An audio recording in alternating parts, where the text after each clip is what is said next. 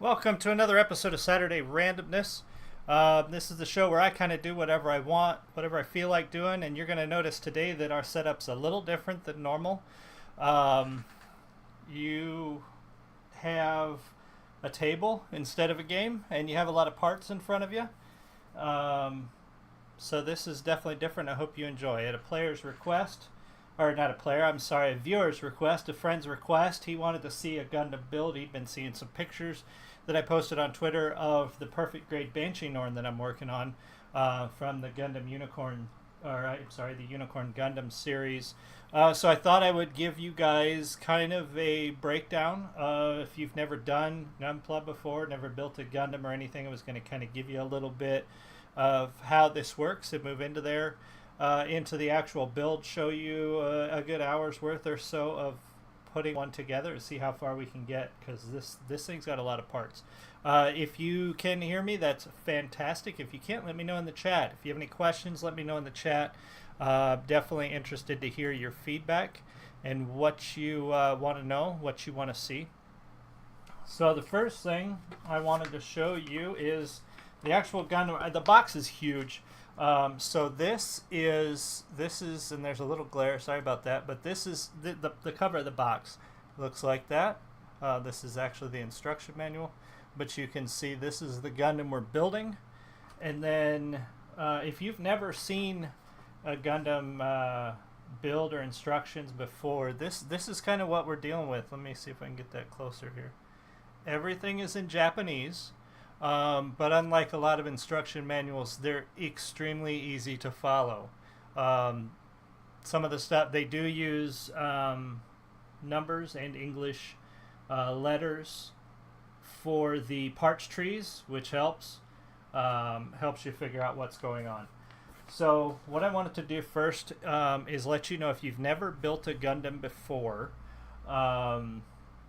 you'll definitely need some tools. The awesome thing about Gundams, building them, is you don't need glue or paint. Some people do paint them. Some people customize them. They do some really cool stuff with new paint jobs, or they completely paint it, the way it's supposed to be. But all of the parts come. I mean, you can see that all of the parts come formed in the color they're supposed to be. At least in the higher grade models. In your perfect grade model, you're going to find pretty much every part in the color it's meant to be. The smaller the models get, the less detailed they are on the colors, because they use less parts, so they could get less colors in the forms. And I'll show you what I mean when I show you the three different sizes. But yeah, if you've never built a Gundam before, you don't want to start with one of these. The perfect grade models are huge. They've got a ton of parts and they're expensive. They're also a little complicated to build. The last thing you want to do is spend a lot of money. I mean, this one right here, I believe, when I bought it, retailed for $220. The last thing you want to do is drop that kind of cash on a model and then mess it up and not be able to complete it, or have it be so far outside your skill level that you get frustrated and stop. So I brought out some of my other pieces too. Let me see if I can get these without bumping the table here. But I started out on these little 1/144 scale. Let's see if I can get that in front of the camera so you can see them. This is a 1/144 scale, actually custom heavy arms from the Endless Waltz series. And I started out with these. I only did a few of them. They're very unsatisfying as far as building them. At least they were for me. The first couple were okay because I'd never done one before, and I really enjoyed the immediate satisfaction of completing one like this, because I used to build model cars, model planes, and those kind of things for a long time. They take forever, and you don't get quite that immediate satisfaction. So that was a cool start, and I might recommend that start for younger builders. Somebody, a kid who's just interested in getting started. I got my son a couple of those, and he really enjoyed it. Or if you really just want to start very easy, because they're very Very limited parts. They're very small. They're easy to do. Now this is a 1/100th. Let me see if I can get him in there. This is a 1/100th master grade. Now you can get high grade and master grade in the 1/100ths, and really the difference is the number of parts, the number of moving parts. You can see the decals on this guy. He's got a lot going on here. Everything is really durable. Everything moves. They're very articulated. The larger the model gets, the more articulated they are. That's the other big difference. I find these guys to be the most fun to build for the price, because you can get one of these for 50, 60 bucks, sometimes a little more, a little less than that, depending on where you buy them. But this is the RX-79 from 8th MS Team, which is probably my favorite of all the series. I really like this guy. And so you can see as a size comparison, there's your two models there. Now my finger's in the way. There's your size comparison between the 1/100th and the 1/144th, and you can see these guys are a lot cooler looking. So we're going to set him aside, and then just so you can see where we're going with this, here is the completed torso of the perfect grade Banshee Norn. Now you can see together. Let me turn this guy. You can see the size difference is pretty incredible, and then this is our Banshee Norn's leg, which is as tall as our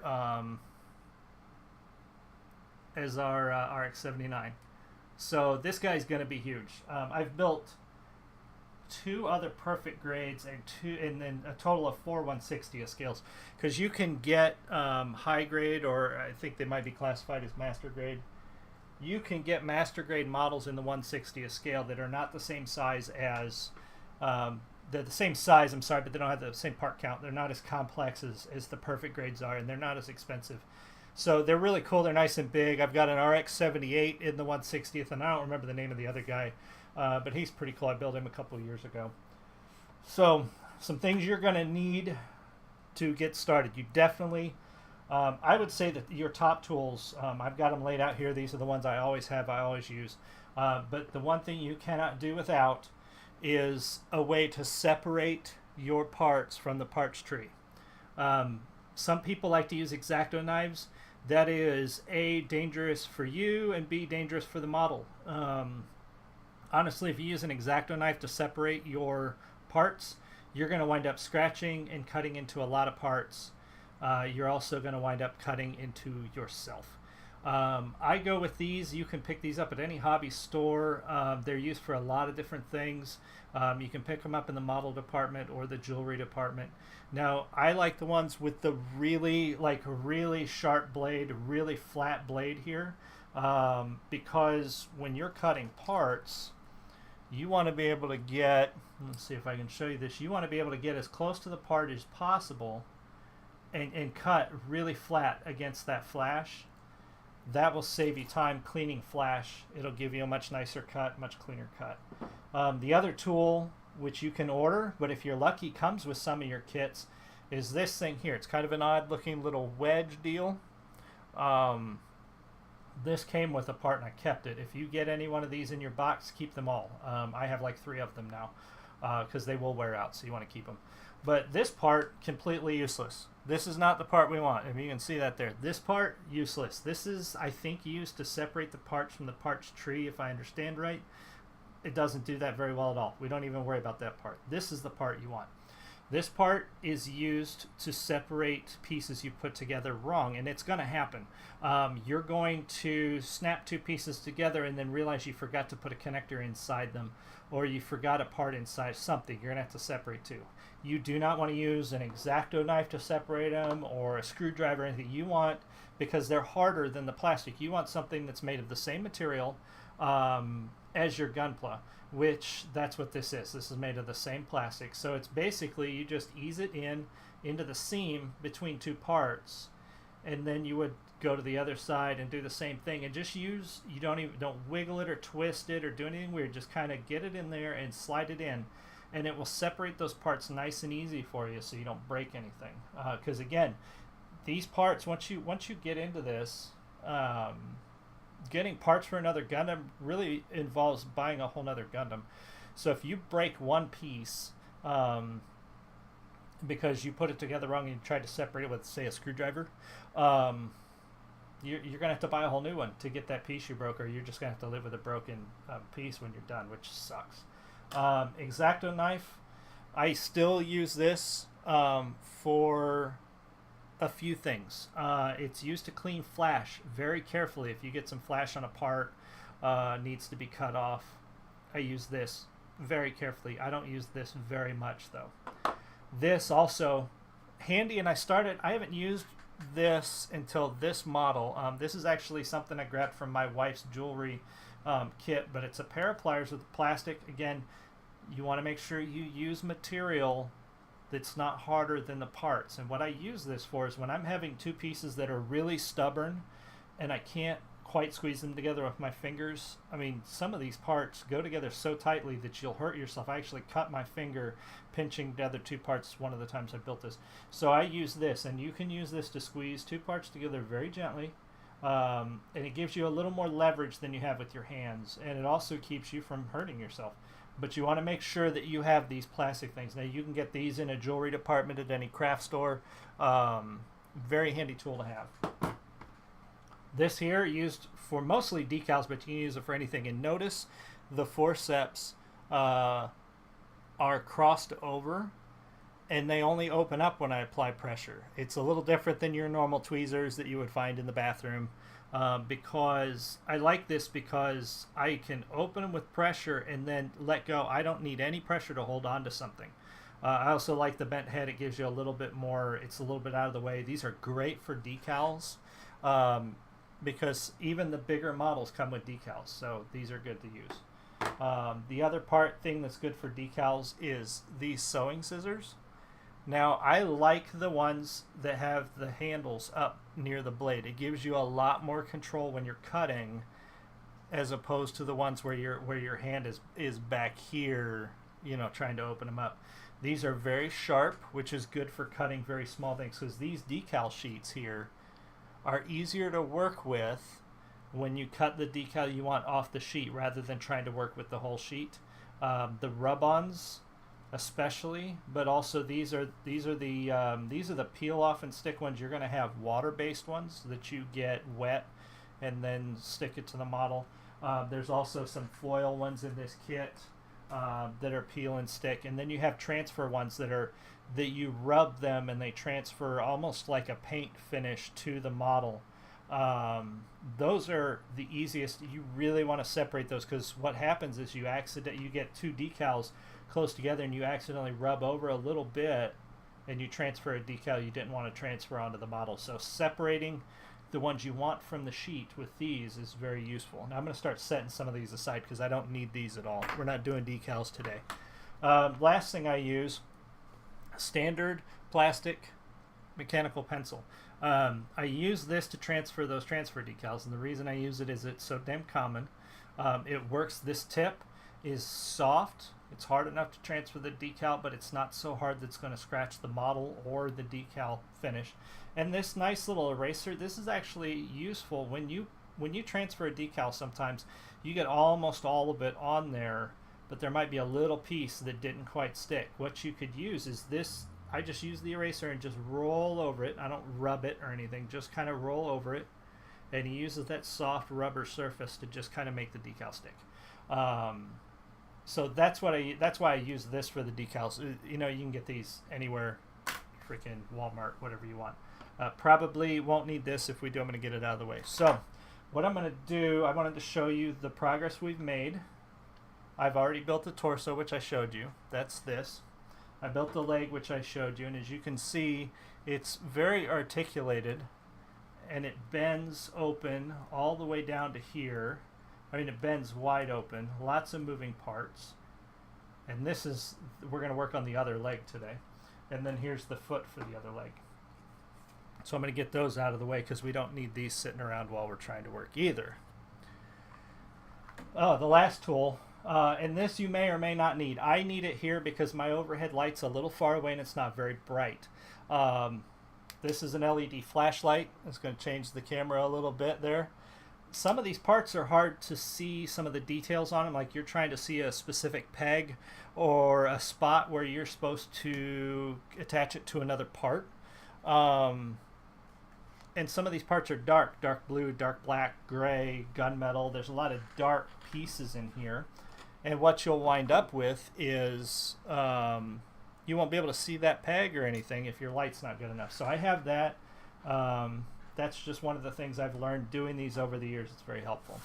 So now when you start your builds, hopefully you guys are enjoying this. But I want to show you, because I know some of you guys might be experienced and some of you aren't, and that's the reason we're kind of starting from the beginning, because Gunpla is really fun. I think anybody who excuse me, anybody who's done modeling, whether it be cars or planes or Gundams, you know, even if you, I'm sorry, if you haven't done Gundams, but you've done the other types of modeling, I think you'll find these fun. Especially if you're a fan of the show, any of the shows, honestly. But the first thing you get, when you get to a new section, it'll show you what you're working on, usually on the kit. But it also shows you all of the trees. Let me see if I can get that up there. It shows you all of the trees that you're going to need for this particular section. I would highly recommend, especially on the bigger models, get those trees all out. I've got most of them out here, but not all. Some of them are over here on my other desk because this table isn't quite big enough to lay them all out. But you want to get the trees out that you're going to need for this section. You don't want to be digging through. I mean, I've got, I don't know, 15 trees out just for the lake section, and there's probably another 25 trees in the box. You don't want to go digging through the box for all of your stuff. So that's why we did that. Now, each tree is marked with a letter, and if you noticed, let me see if I can get that up close. You can see that this one is Q. That's what we're working on, Q. And then you'll see on your particular section that you're working on, if you can see that right there. See where it says Q, if you can read. I know it's a little out of focus, but the parts we're going to start with in this section after we built the foot is we're going to move over here, and this section needs parts from the Q tree. So that's kind of how it works. You got your tree number, or your tree letter, and then your tree number.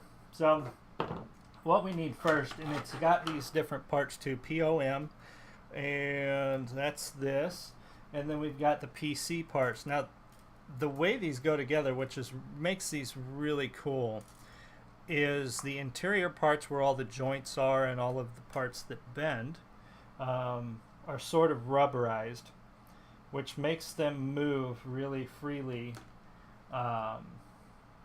together when they're moving along. It's shifting and turning and all of that. I'm just making sure that I have the right POM tree, because you'll notice when your Gundam has several parts, what they do is they reuse. There we go. They reuse the same size parts, especially in the interior connectors. So I actually have 3 trees that are exactly the same.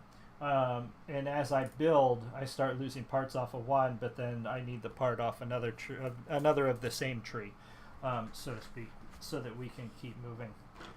So what I need here, and what you want to do is follow. You want to be careful that you follow the sections. Like these are these text box sections inside the larger section.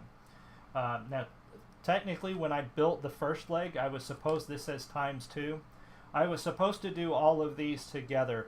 So I should have done this when I built the one for the other leg and already had it ready. But I found that I get bored easier when I'm building the Gundam, and it's like, build this set of parts and then set it aside and do it again. So what I like to do is I would build one leg, get done with the leg, and then move to the other section and do the other leg instead of doing them together. It keeps it from being quite as... It kept me from getting distracted or bored or wanting to do something else. So what I'm going to do, actually, I'm going to zoom the camera in now so that we can get a little bit closer on the actual parts that I'll be cutting. And I'm going to try to get this in the frame. Alright, so the first part I need is Q9, which is this part right here. And again, I'm going to get this blade in here really right up against the model that I want to keep. If you can see the blade, it's hard to see because it's so small, but the blade has a flat side, and then it has kind of an incurved, angled side. You want the flat side of the blade as tight up against your model piece as you can to help keep the flash cleaned up. And these are very sharp, so they cut right through. There's no problems there. And it cuts right through. Now what you want to check for, because this can make a difference, pieces don't always go together if you have a little bit of flash on it. So you just want to kind of feel the piece where it connected to the tree and make sure that there's no flash still stuck to it. Just like building any other model, just like building car models or plane models, you know, that extra plastic, you want to get that off. But especially here, because leaving a little tab of flash that you didn't notice can be the difference between getting two pieces to fit together and not. It's happened before where you try to put two pieces together and they just won't go, and then you pull everything apart and look, and it's because you had a little piece of flash that was keeping the two plastic pieces from meeting up inside. Okay, now we're going to notice that it's going to be almost impossible for you to see because I don't think we can focus on it, but let me see. Okay, now see how these three pieces, POM11, PC1, you can see almost these two little asterisk marks right there. That's an indicator that you need to watch what you need to look at the piece and make sure you're lining it up just right. Some of the pieces are pretty universal. They can go in any which way, and then other pieces have to go in a very specific way for them to work. So that's when you see those, that means watch, there's something here. So this one means, you know, I need to watch for there's a little angled cut off right here. If you can see where my fingernail is, there's a little ledge, and that part needs to go to the back. And then same with this one, there's this little connector piece. It's telling me that there's, and I don't know if you can see it on this one, let me get closer. Yeah, you probably can't see it, but there's right there, it's flat and then it's round on this side. So this is telling me that I need to watch this ledge, and I need to put this piece, and now 9 can go in any which way, it doesn't matter. But I need to get this in with the angled part facing back, and then I need to get this one in with that ledge thing facing back, and then boom, it's, and see, they just slide right in there. Everything's together, and it goes right in. And there's that. So then we need to move on to the next pieces. So it wants Q7. So we're going to look through here. Q, this is Q, we're still on this tree, and this is number 7, and the other one is number 6. Now you won't be able to see these, but there's these little tabs. Right next to each part's got a number on them. That number, just like every other model that you may have built or seen, that number coincides with the part that I'm working on. So I'm going to cut that apart. Now while I'm doing this, tonight I'll be streaming Don't Starve Together with the Real Women of Gaming on their Twitch channel. I write for that site, and third Saturday of every month we do a game stream where we call it Gaming Against Sobriety, and we basically sit around and drink quote-unquote tea, because Twitch gets a little upset if you tell them what you're really doing. And we sit around and get non-sober and play games. So if you guys are interested in watching Don't Starve Together and you want to watch a bunch of goofy people get together and play that, definitely stop by. Something is not right here. I cut off what I thought was the right part, and I think it's the wrong part. But let me double check myself, because I think maybe the instructions are...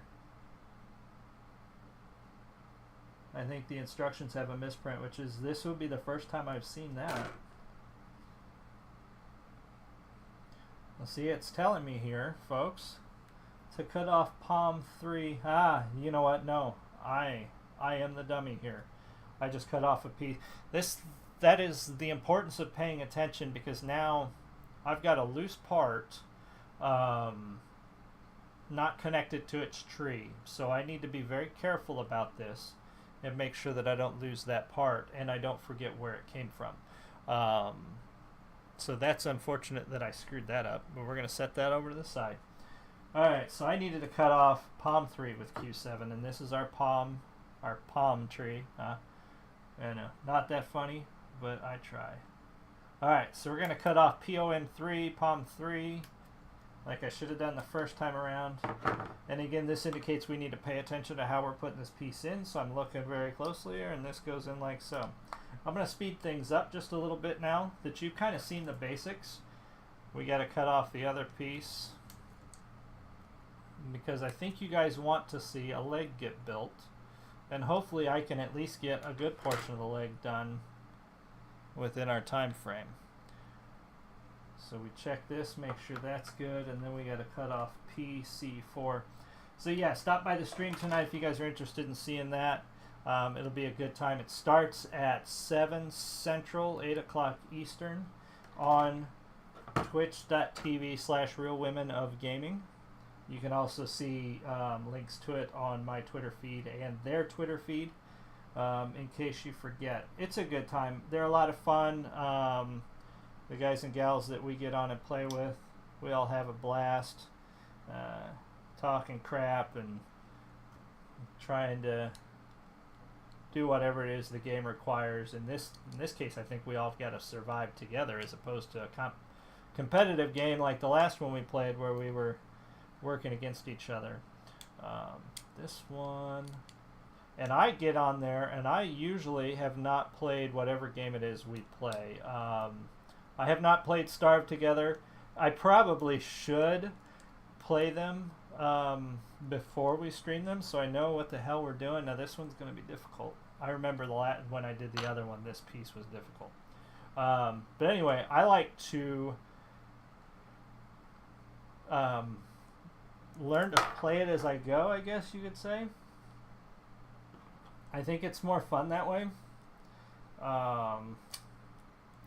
That's what it was. They don't always go together easy, but you've got to be really careful. There we go. You've got to be really careful, because these can break. They can be a little fragile. So you want to make sure that you're very careful. Now I've got this piece I need to get apart again.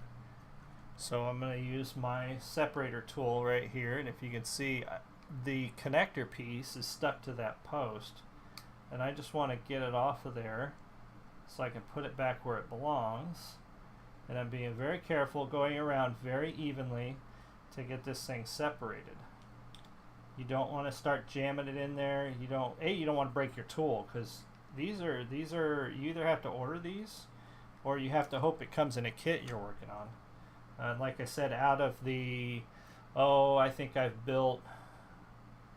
have to have built maybe 20 Gundams at this point, maybe even 30. I've only gotten 3 of those. So you've got to be careful with them. You don't want to. Now I am going to use this little pry bar thing. I guess this could be a good use for it. You have to be very careful though, using that prying end, because it can do some damage to your parts, and that's the last thing you want to do, is damage it before you've put it together. Alright, so now we've got that separated. We're going to try, there we go. There we go. So the weird thing about this kit, different than other kits, or most other kits, is the connector pieces are usually kind of a softer, rubbery type plastic, and that's what this, you can see the tree is very flimsy. These parts are very soft and very rubbery. And then this is more of the hard plastic like you'd normally find. It's not very bendy, it's not very soft. And what I'm finding with this kit is they have matching parts. One connector on one side, and that's how I had this one. One connector on one side was that rubbery plastic, and the part on the other side was the hard plastic. And I was having a hard time getting the post on this piece into the hard plastic connector. So I found putting it in, and of course I forgot from the last time I built the other leg, but I found putting the post into the hard plastic side first works easier, because it slides into the rubber easier. And I'm sorry, my hands are not in the frame as much as I wish. So anyway, So that's that piece. We're going to move on. Now we need Q1, which is the back part of this. So begin with our cuts. Be very precise and very clean, because this is an outside. I'm fairly certain this is a piece that's going to be visible from the outside. So we really want to make sure that we get all the flash off, and there's some. Now you can use your X-Acto knife or you can use your cutter to get some of the flash off. So what I like to do is, if it's a piece, like, you won't be able to see it, but there's a little tab of flash right here, and I just get the flat of my blade up against the model piece again, and I just nip that little piece of flash off. This is a lot easier than using your X-Acto knife. Now this doesn't always work. Sometimes that flash is down in a spot that's hard to get this blade, and then you need your X-Acto knife. And of course I was outside the frame that whole time, but if you can see here, I think I was too far up. But yeah, getting your flat of your blade against the model piece and cut and trimming that off is how you want to do that. Alright, so now we've got to put this on the back, and there's no real special way to do it, but there's some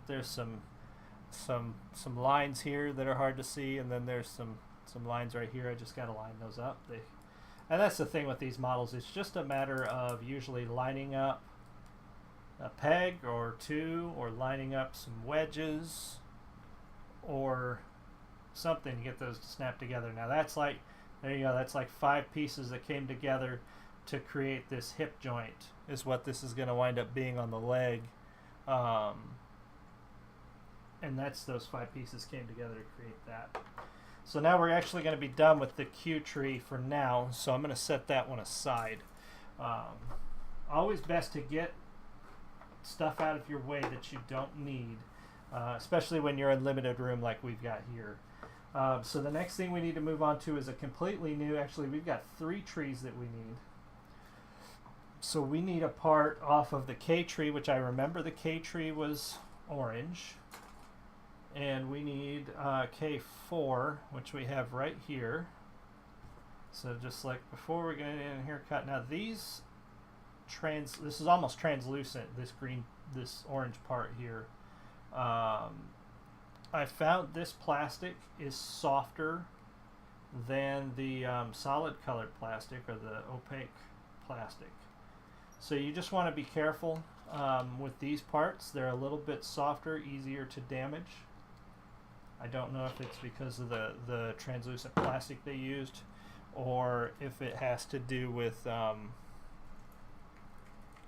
it's probably just the type of plastic, obviously. But alright, so now we do need the Q tree again. We need to do these little propulsion rocket deals, and we've actually got several of them. I need Q3, so I'm going to get in here and nip one of these off and make sure I'm in the frame for you. Sorry, having a hard time with that. Alright, finally, huh?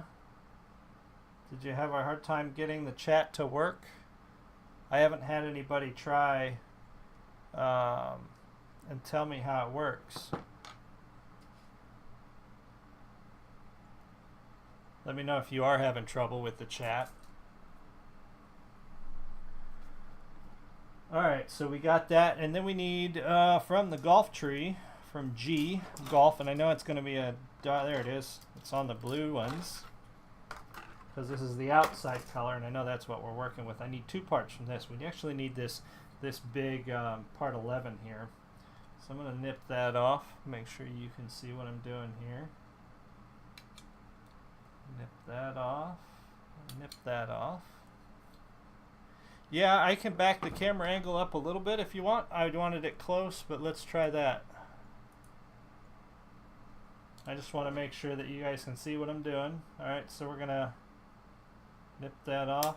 And if you're watching the recording now, I'm talking to the guys in chat who are giving me suggestions. Alright, so here we got some flash. Let me see if I can get that close. Can you see these little tabs right here where I cut it off the tree? You want to make sure you get rid of those, or this was going to look bad. So what I'm going to do is get very carefully up against the edge of this piece, and I'm going to nip those off very carefully. I don't want to cut into the actual side of the piece, obviously, but I want to get that flash off, or this is never going to go together right.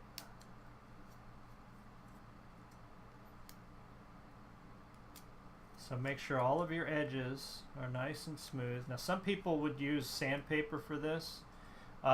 They'd want to get it really, really smooth, which this one's being a little bit of a challenge. So I'm going to use my X-Acto knife, and you want to be very careful nipping that off, because you don't want to cut down into the piece. You want to kind of slide right along the edge here and just get that flash off. Watch your thumb. This thing is sharp as hell. If you've never used one, it's essentially a razor blade on a handle. It is very, very sharp. Alright, so I think I got that piece cleaned up real good. Alright, and then the last piece we need from this part is G5, which is another one of these little rocket deals. So we're going to pop one of these off here very carefully with my very sharp cutters. All of these tools are very inexpensive. You can order them too. I'm not sure how the prices online compare to the price. I get mine from a local hobby shop, which my wife works at, so I get very lucky and get a discount. But they're not very expensive at the hobby shop. Now I'm just kind of cleaning up these sections here and getting the rough edges off. Alright, so we got these pieces here, and this one's really easy to put together. We just got to find this, and I just make your piece the same, face it the same way as the picture. It just makes it easier to do that way. So we get our Q3, which is this one, and we're just going to pop it on that post there on the bottom. And then G5, which is the next one, goes up inside here, and it just kind of sits in there. Thankfully, these pieces are usually made so well, like there's nothing holding that in there but the friction of the two pieces together. So it's not actually attached to that orange post you can see inside there. The big one is. The little one's just stuck up in there. Alright, so then we got to line up. We got a post inside here. I don't know if you can see, kind of turn it, you can see the post.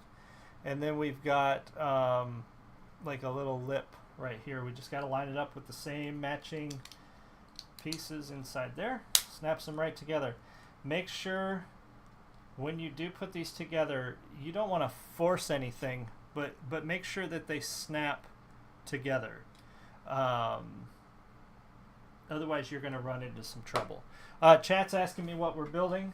For any latecomers, we're working on our perfect grade Banshee Norn from Unicorn Gundam. So that's what we're building. We're working on the leg for that. The second leg, the first leg was already built, and since you got here late, this is the leg. This is one that's built, and then we're working on the other one right now. And if you did get here late, I'm going to put this up on YouTube, the whole recording, so you can see from the beginning where we go through the tools. We go through some of the techniques and some of the tricks and tips that I've learned as I've done this over the years to make this easier.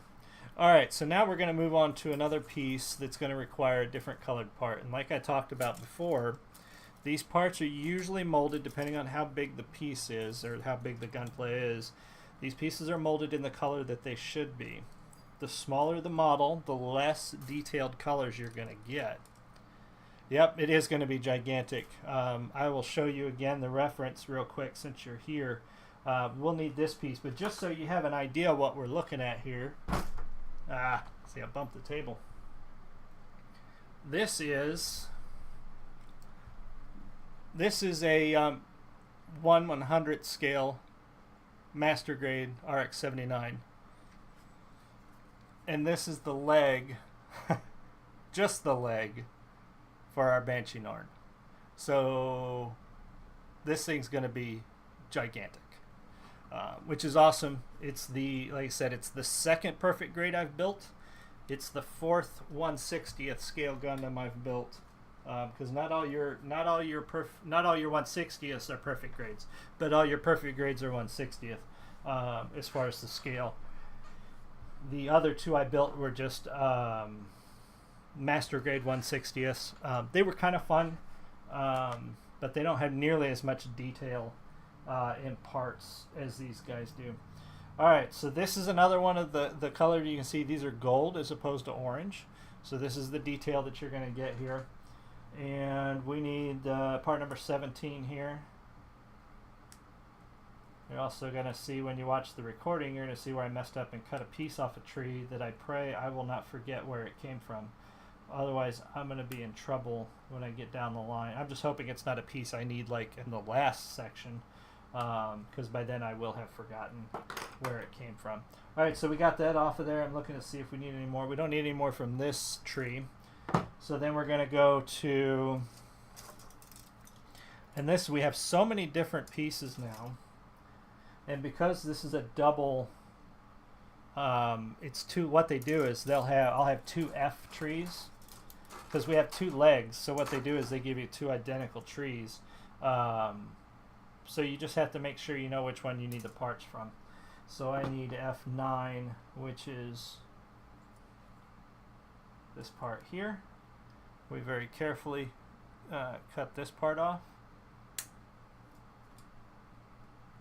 And sometimes, like this one came separated from the tree while I was working on it. That'll happen. What you just got to do is make sure you go back and get that flash. You don't want to leave that attached, or you're going to run into issues down the road trying to make these fit. So I'm just cleaning the flash up a little bit here. Getting this off. We're going to have our Tuesday night show this week with a guest that we've had before. Diogenes of Sign Up is going to be joining us. We're going to be talking about E3, the games we're excited for, the games we're interested in, what we heard during the show.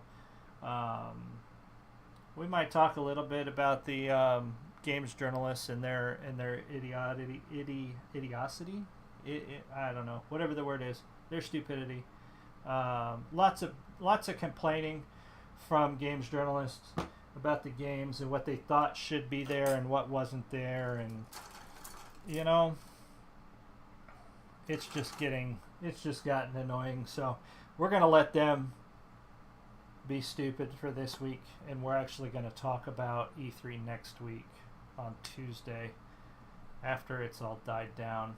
Let all those guys write their hack articles, and then we're gonna talk about the fun stuff. We're gonna talk about what we're excited for gaming. How much time does it take to build an entire model? This one, well, the only thing I have to judge on is the first perfect grade that I built, which was my custom Wing Zero, and that one took me 19 total hours. Idiocy, yes, thank you. Idiocy was the word I was looking for. It took me 19 hours to build Wing Zero. This one's going to take a little longer. It actually has more parts than Wing Zero. But it's been a while. I built that one quite a long time ago. But I was also very inexperienced when I built that one. Most of my models, like the master grades, I can usually build a master grade in about 6 hours, sometimes less. The thing with the master grades is some of them have a ton of parts, and then some of them don't. Like that RX-78 is a pretty simple one. That one did not take a long time to build. But then I've got the I can't even remember I've got a giant one, this master grade, that almost had as many parts as a perfect grade. The damn thing's just huge, and that one took me a lot longer. So it really is, honestly, it's going to depend on the model for time. So we snap that together, and see it just moves. This is a part that's going to connect to another part, and we're just kind of constructing the outer leg armor as we go.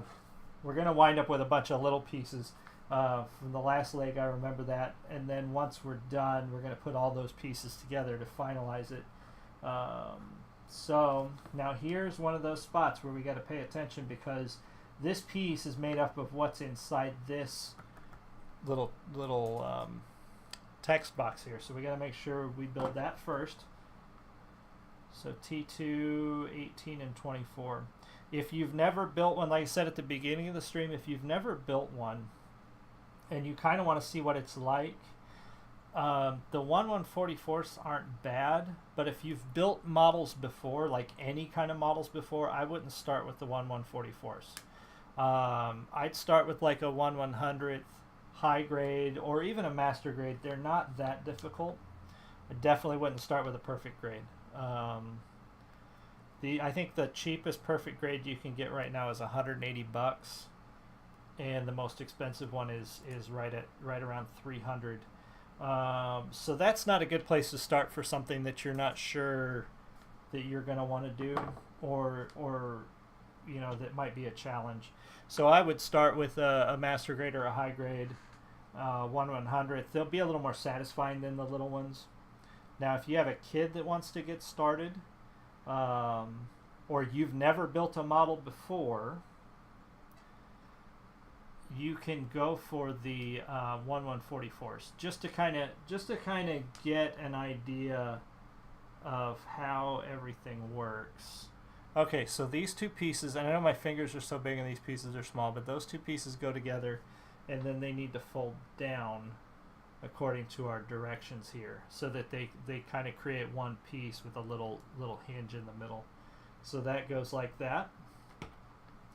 And then we need more pieces from our K tree, which I think we are almost done with this one. I really like, and I don't know if you've ever built a Gundam before, you may be like me, or you may find you're like this when you do start.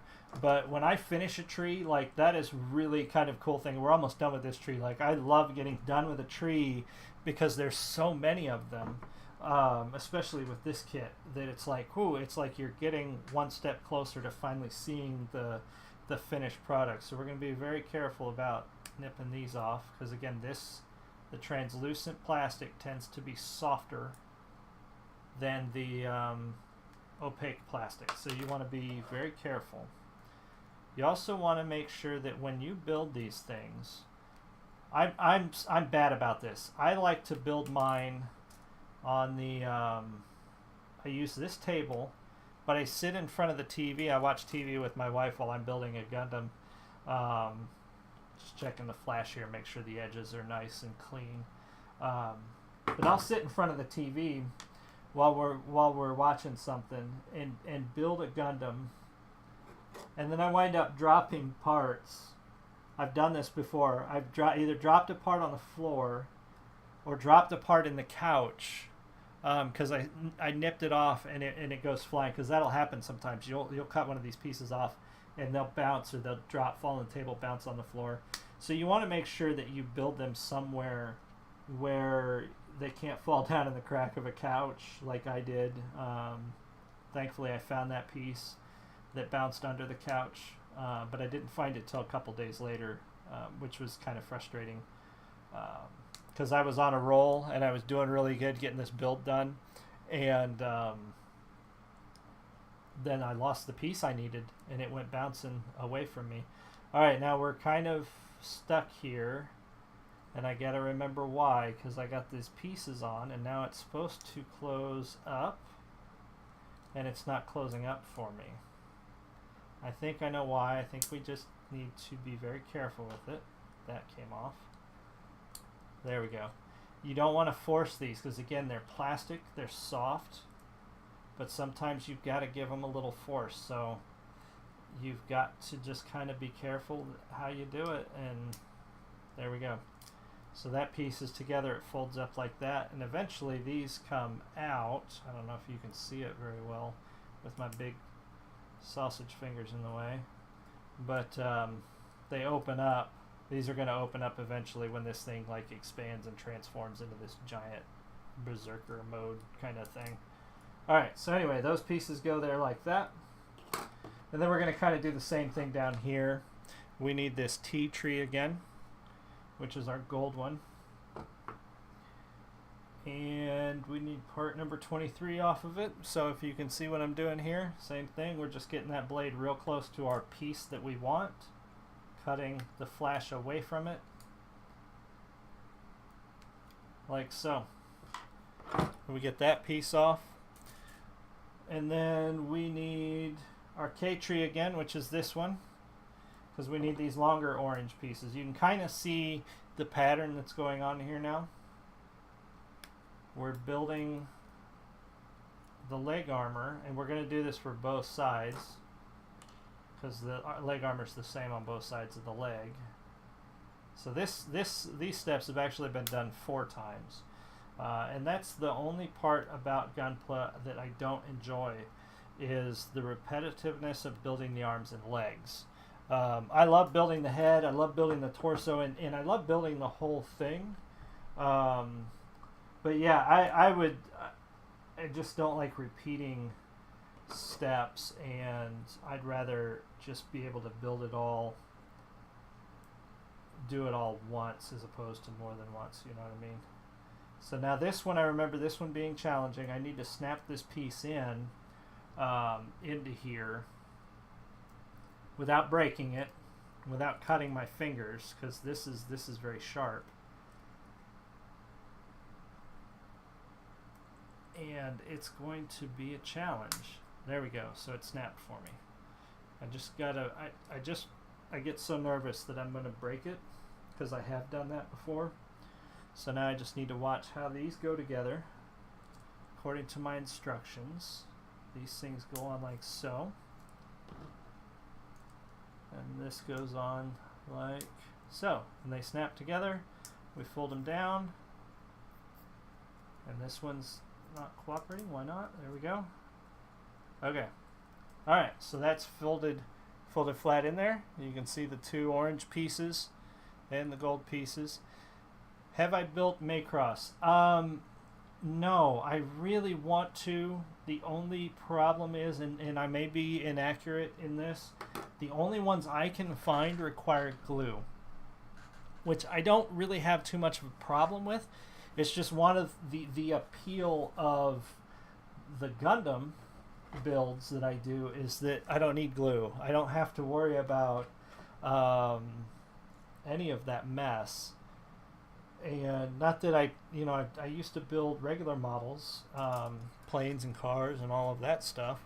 And glue is obviously because I didn't do the snap together models for those. I built the full deal, the real stuff. And I might do Macross in the future, but you just don't quite get the same.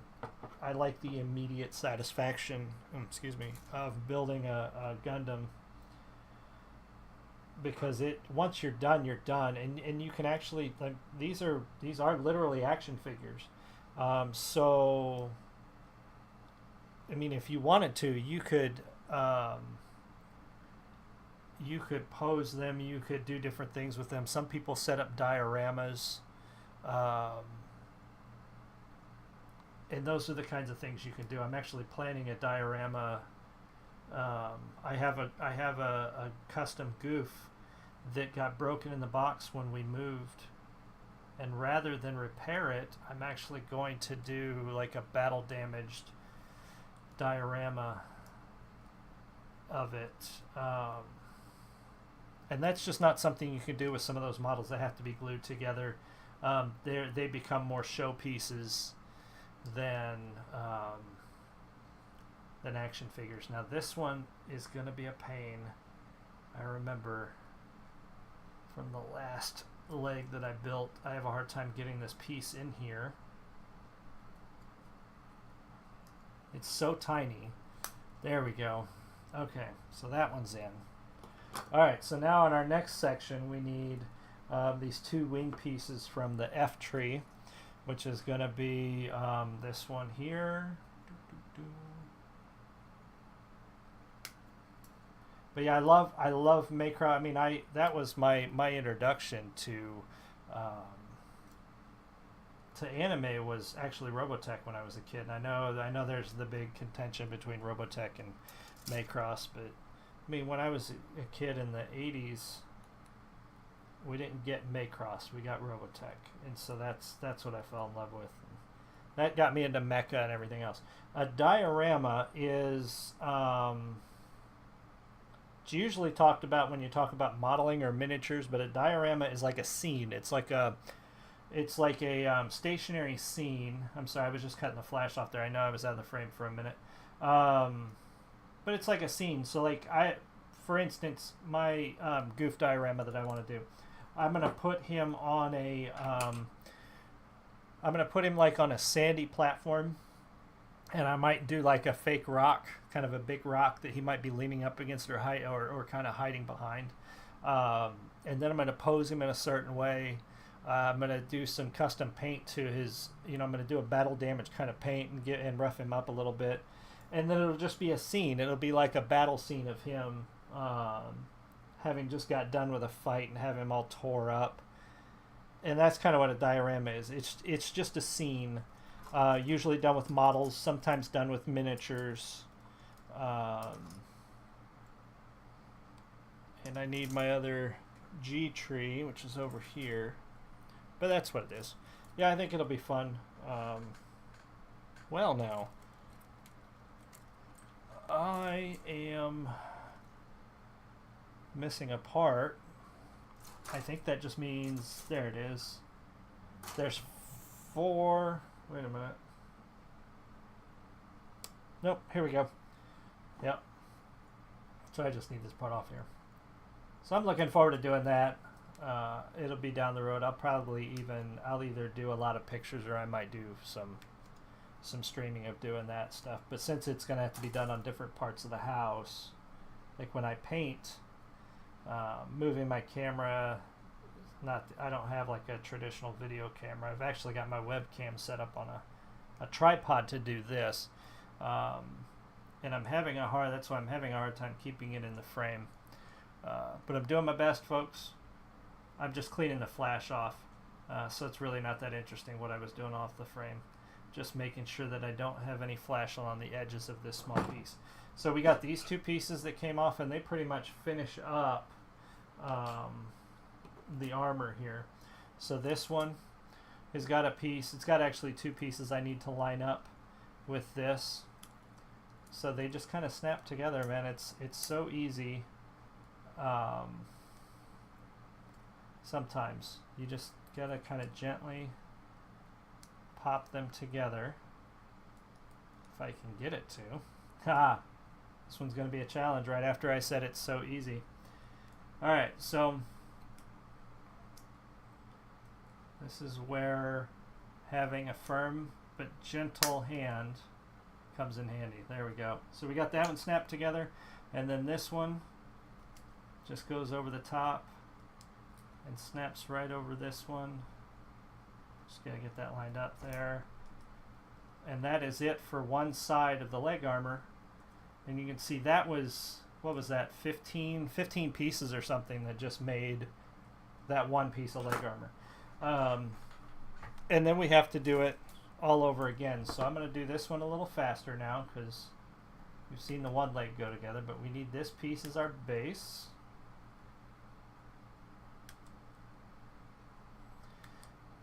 Because we're almost used up our hour and we haven't even gotten a leg built, which is unfortunate. I wish I could stream longer today, but I do have a bunch of stuff to do.